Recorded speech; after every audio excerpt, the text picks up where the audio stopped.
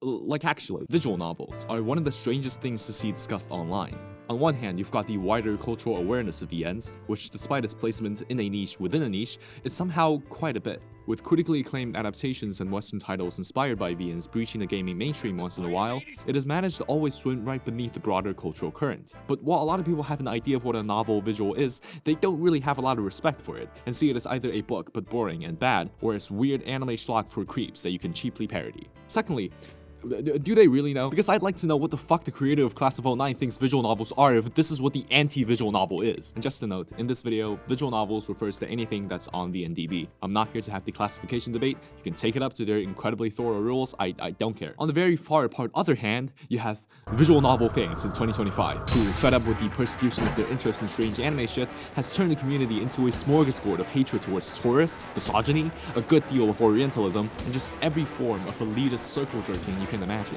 Then you put the worst of both these camps on Twitter and let them call each other names, and the words VN discourse can send chills down anybody's spine. In all of this vapid dismissal and pathetic vitriol, the thing ironically getting lost is the art we're supposedly talking about. VNs have not only developed a reputation for being the most depraved, problematic shit, a lot of people straight up think of it as an inherently inferior medium. You know, posts like these. But when you ask the actual fans why they like it, they just call you slurs and tell you to get filtered. Don't get me wrong, there's a lot of people in the VN community doing interesting, valuable work, but even those discussions are contained within the community, and there's barely any effort to get people not in the know to understand what makes VNs interesting, or at least, I haven't seen them. This is probably a natural part of niche subcultures, communities in general, and it's maybe even necessary sometimes, but it nevertheless has made life hard for me specifically because my interest in visual novels is almost entirely anthropological, separated from both sides of the fence. I like anime and I like playing these games enough to not call myself not a fan, but there's like 3 really good ones, and to me, these dismissed questions posed from an admittedly bad faith perspective are actually really interesting to think about. What makes visual novels stand out from other forms of storytelling? Or is it really just, as the meme goes, a worse version of other mediums? If that really is the case, how has it remained relevant unlike, for example, the text-adventure games of the 1980s? Basically, what is the appeal of visual novels? Well, to answer that, we're gonna first ask a seemingly completely different question. What is the point of genres? Any smartass with some idea of media analysis will tell you that genres are effectively meaningless and that we just made it up, man, which is true. No stories can be so cleanly divided into romance or drama, but we have nevertheless stuck to this arbitrary collective concept for centuries. So, what for? Is it because humans innately crave categorization? Or is the construct a pragmatic decision so that we don't suffer from decision overload? Or that people and offices can sell stuff to us better? It's that one, isn't it? But the wonderful and kind of terrifying thing about the world is that even ephemeral concepts out of convenience like genre can become retroactively meaningful on their own, as we observe the features society has chosen to distinguish genres in the context of broader culture. The example writer Jerry D. Jellson made in his brilliant blog post is that of mystery novels. Also, full exposure, a lot of the ideas in this video are from this post, and I highly recommend his entire website. Why do mystery novels contain murders? Is it because it's a natural avenue for drama? Or because, as the formalists argued, it's a means of bringing chaos to the world for the sake of creating defamiliarization from the mundanity of the ordinary world? Or because, as theorist Kiyoshi Kasai said, it reflects a culture's response to mass death in the wake of the world wars? None of these can be said to be the definitive answer, but all constitute to the meaning the phrase mystery novel conveys. Therefore, the question of what a mystery novel is becomes tied up in the complex task of understanding the shape and dynamics of this soup of hypothetical pseudo-meanings that have become retroactively important by way of the genre itself. So what does visual novels have to do with this cultural theory? Well, isn't this the trajectory of this medium over the past half-century? Do you know what else was born out of a pragmatic decision based on the limitations of humanity? Visual novels. The PC-98's slow run forced the pace of Japanese games in general to slow down, popularizing text-based adventure games. Later, due to their lack of regulations, companies that would become some of the biggest players in the industry, Koei, Enix, Square, Nihon Falcom, just to name a few, got their start producing cheap adult visual novels or eroges. Even later than that, the same trickled down to the doujin and indie circuit, as people whose stories got rejected by traditional publishing like one Kinoko Natsu told a story on free-use VN software like Nscripter and marketed towards a niche, dedicated audience. This pretty much answers one of the sub-questions I posed in the beginning of the video. One could argue that the reason visual novels are still relevant is because since their inception, they have been a product of convenience due to their technical features or context within culture. But, just like mystery fiction, as time went on, more and more hypothetical meanings are retroactively produced from the very confines of the medium. This might sound pretentious at first, but it's basically what all video essays do. We take something that exists and ask, but what does it mean? What does the accessibility of VNs mean? Well, it means that doujin creators who release their works as visual novels are more likely to maintain their own voice, be it in the subject matter of their works or how Ryukishi just will not hire an editor. And I think the very fact that any acclaimed VN title is likely to be the very specific and uncompromised vision of independent artists is worth celebrating as a bastion for creative freedom. That was an easy one, so what about the table fucking? What does VN's proclivity for transgressive, sexual, and violent material mean?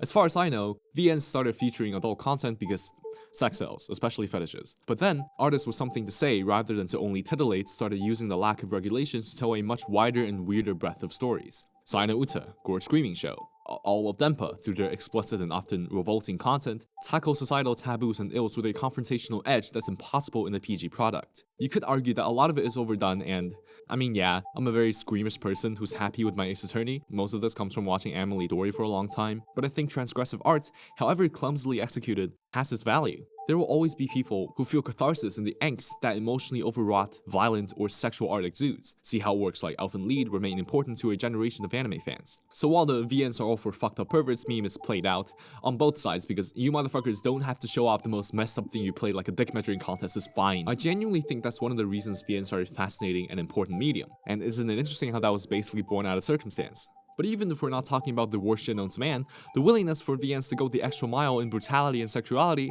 can just be kind of refreshing, creating texture in the work that you wouldn't see anywhere else. Despite the series' many flaws, I adore the vibes of Kanon Shoujo, especially the first game. Incredibly gruesome murders in a post-war Catholic school that unravels a larger plot of people recreating a painting of a limbless girl. The subject matter is all just a bit pulp, with a perhaps try-hard veneer of risque, and that atmosphere fascinates me. Playing through the game puts me in the same mindset of a teenage girl reading grotesque banned novels passed around only by word of mouth. On the other side of the spectrum, while the iconic 90s eroge Doukyuusei is by and large a horny boy story about having sex with a bunch of women, none of those women almost are reduced to sexualized objects, and instead are just really compelling, realistic characters whose storylines happen to feature sex, leading the game to weave together a lot of interesting narratives about sexual agency, boundaries in dating, and coming of age. I mean that in both ways. So far, we have seen how the appeal of visual novels lies in the themes you can explore and the freedom it explores them with. And while that is definitely a part of the equation, this very video essay-esque way of trying to find the themes and meaning within the medium cannot be the end-all be-all. Otherwise, art risks being reduced to what it represents rather than the art experience itself. As Susan Sontag insisted, a work of art is a thing in the world, not just a commentary on the world. And trying to box in a primal sensory experience of beauty with interpretation feels disrespectful to that very art, as if you're ashamed of it. And yes, talking about this in relation to VNs, a famously uncouth medium is ironic, but that's exactly why I bring it up. So we got the baby shit out of the way. Let's ask the far more abstract and central question at hand here. What is the appeal of actually playing visual novels? Well, for an answer, we need to lay some pretty heavy groundwork.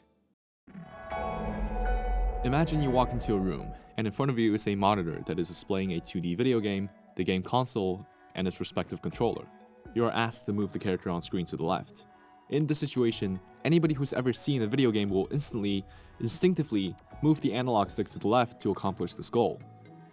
And isn't that kind of weird? Nothing about this abstract action makes any intuitive sense. Why does moving that move that other thing? But we've all just been conditioned to expect that from video games, so much so that you don't really ever think about it anymore. This is an example of how any task can become subconscious, procedural actions through social osmosis. One particularly Russian-looking Russian named Viktor Shklovsky thought that the same applied to our everyday speech, and called it the automation of prosaic language. Basically, phrases like "good morning," "how are you doing" have been repeated so many times that we've registered it in our brains into a series of vague patterns that we autocomplete ascribed meanings to. That's why most of the time I just say "morning," "how are you, how are you?" The Russian formalist movement, which Shklovsky majorly contributed to, argued that this phenomenon is maybe not anti-art, but definitely not what art should be. This is how life becomes nothing and disappears. Automatization eats things, clothes, furniture, your wife, and the fear of war. According to them, poetic and artistic language should do the polar opposite. It should make us feel and see things, rather than only recognize them from repetition and osmosis. It should make a bird feel bird-like, rather than make you point at it and go, "Oh, that's a bird, I know what that is." The role of art is to defamiliarize things, give them a sense of wonder, and complicate the form, forcing audiences to confront meanings they don't merely remember unconsciously, but understand through conscious thought. Art is the means to live through the making of a thing. What has been made does not matter. With this in mind, the very concept of genre fiction that we talked about before would seem like the bane of the formula's existence. After all, while prosaic language could make a few phrases and metaphors redundant, genres threaten to familiarize an entire work of fiction. Simply by cultural pattern recognition, audiences are able to understand and predict the skeleton and elements of stories, be it elves in fantasy stories or how every pro wrestling match is structured pretty much the same, thus lessening the impact of the art, the sensation of seeing, of perception. If we showed this guy tvtropes.org, he would spontaneously combust. Obviously, I think this perspective is valuable. My entire channel is based on art challenging me and making me confront truths about life, and I wouldn't be able to do that if I only talked about art in relation to their familiar tropes. But like most formalism, whose goal is to find what objectively good art is and base everything around that, this view is incredibly rigid and most of all, outdated. We currently live in a media landscape where everything is so accessible, so intertwined with everything else, that genres are stronger in force than ever before. As the old adage goes, nothing really is original nowadays, no matter how much we want to cling on to the idea of some kind of pure art. This has led to roughly two paths for contemporary artists. The first is a rapid diversifying of genre influences and attempts to go beyond previous conventions. Genre-bending music has been the rage and will be for the foreseeable future. Artists like Everybody Signed to Dead Air are creating soundscapes that are equally digital and glitzy as they are grungy and psychedelic. Writers reject narrativity and other conventions of novels through postmodern forms of fiction like autofiction. And while that is great and has made explaining my music taste to new people in college incredibly hard, there simply isn't enough evidence that this is the cultural zeitgeist. Instead, what we are seeing is the second path, a significantly increased familiarization with genre. The tendency for every Hollywood studio to want to start their own extended universes a la the MCU is the perfect example. These films are entirely built on references and overly familiarized elements. Instead of building that fresh sense of seeing with every individual movie, the point is to build unconscious recognition with a certain structure, a certain type of humor, and a huge cast of characters across 20 movies, which the audience gets invested in through repeated appearances. Video game remakes, pop culture icon origin stories, and most YouTube videos follow the same philosophy. It is very easy to feel like this is a really bad thing that will ruin art forever, and in the case of YouTube, yes. But while the snobbish attitude of the masses preferring the familiar over the challenging is tempting, Jerry D. Jellson is far more convinced of the audience's sophistication in these genre-savvy times. Alongside Japanese cultural theorist Kiyoshi Kasai, he posits that yes, we are being oversaturated with familiar, autonomous genre elements, but like any time in human development, that can be in itself meaningful and beautiful.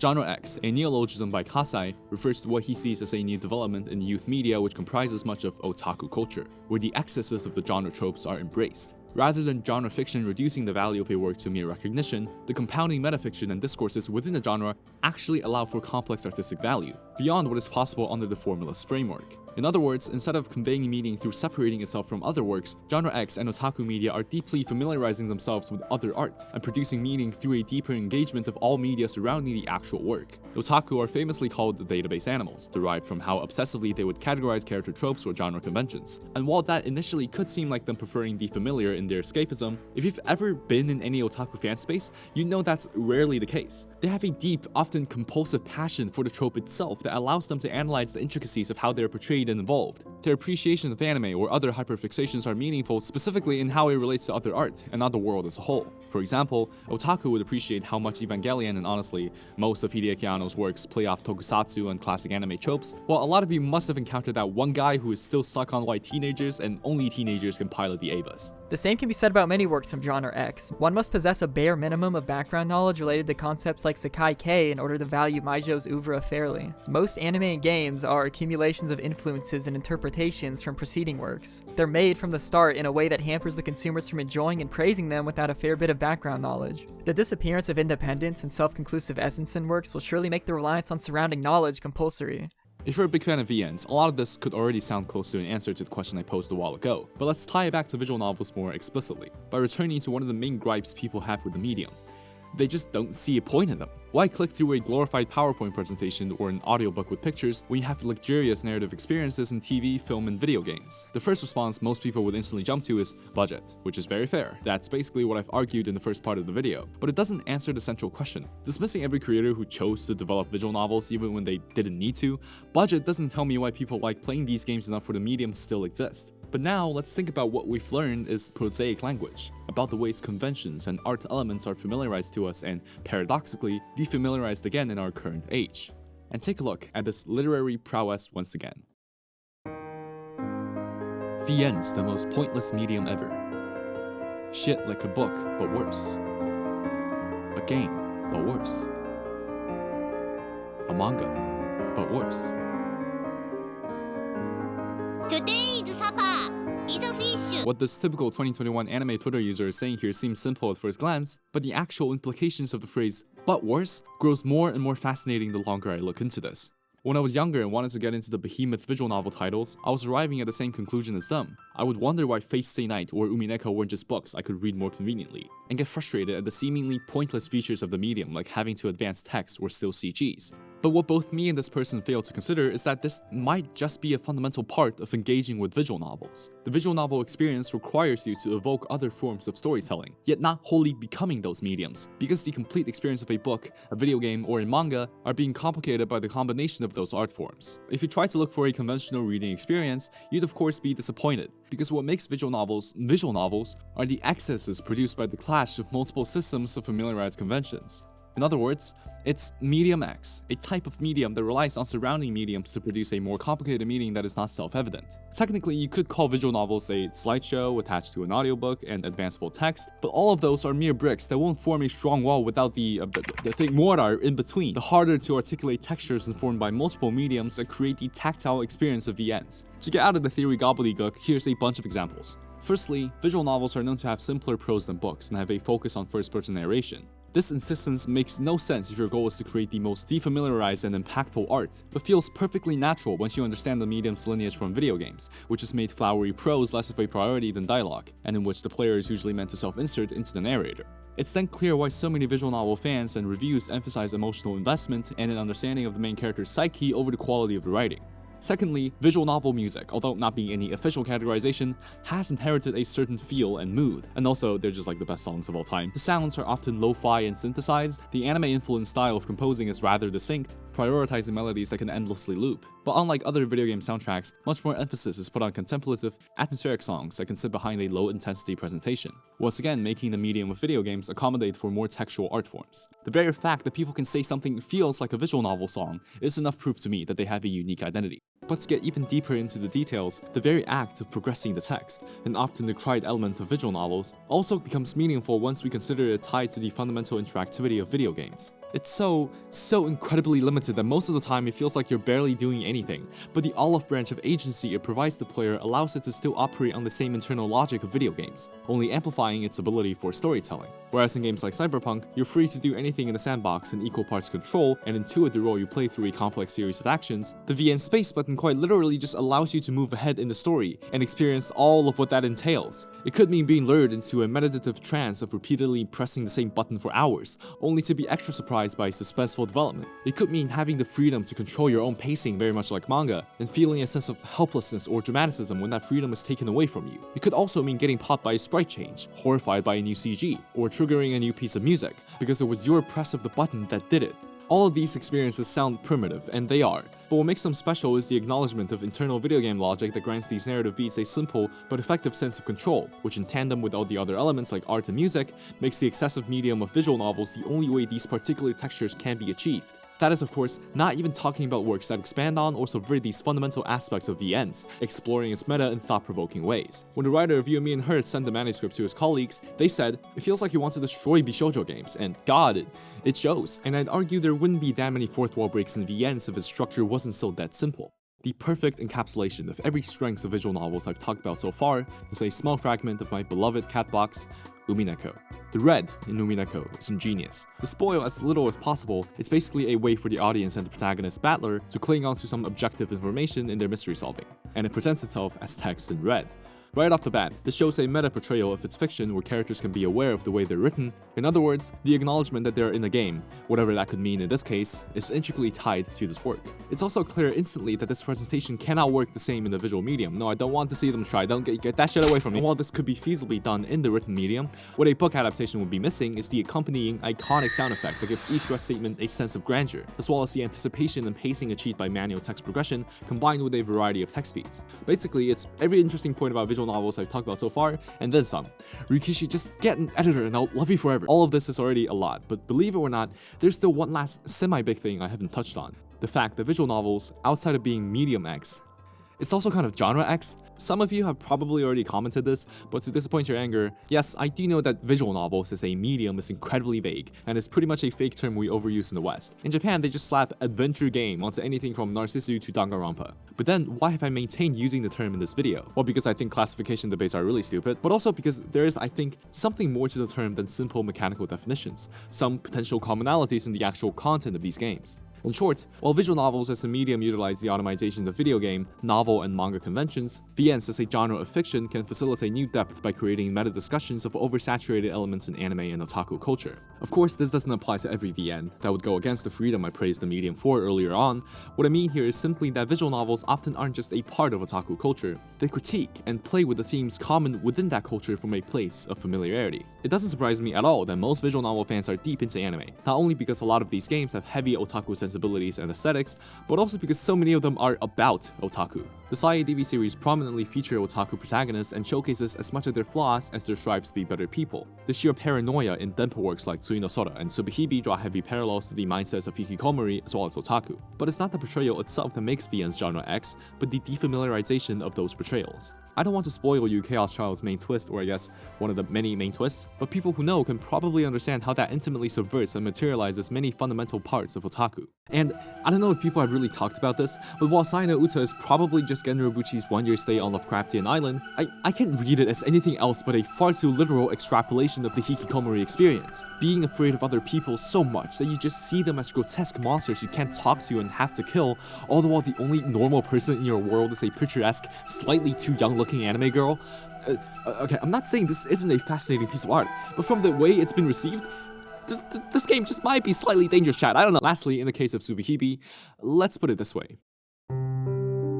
Christophilly's painting The Holy Virgin Mary was transgressive because it used elephant dung and pictures of genitalia to depict the traditionally holy image of the Mother of Christ. In Subahibi, the way Tsukaji chooses to desecrate holy symbolic meanings to suit the schizophrenic tirades of Takuji is to make the angels Fusunari magical girls to fight to the death. With all that said, we can finally return to the question that began it all. This video has been as much as me figuring out this impossible question myself as it was me trying to present some answer to you. And all I ask in return, if you've watched so far, is to start your own conversations in the comments. Provide your own perspective, or your objections. I, as a self-admitted outsider, don't want this discussion to end with me. And after that, you can probably donate to my Patreon, that would be cool. But with still so many things I could look into, for now, my answer to the question is this. Visual novels are fascinating because of how they can be vehicles for independent, transgressive art. The appeal of playing through them is not simple and self-evident, but subtly draws on our familiarization with other artistic mediums and cultural elements to produce an excess of enjoyment from the inner workings of them together. In other words, enjoying visual novels requires various barriers of entry. They're not for everyone, but for the ones who get it or want to get it, its rewards are incredibly unique and meaningful. Visual novels at their worst are really bad, but at their best, represent to me how art is ever evolving, transforming alongside the world to usher in ever so slightly poignant experiences in what seems like the redundant familiar. So, I guess get filtered.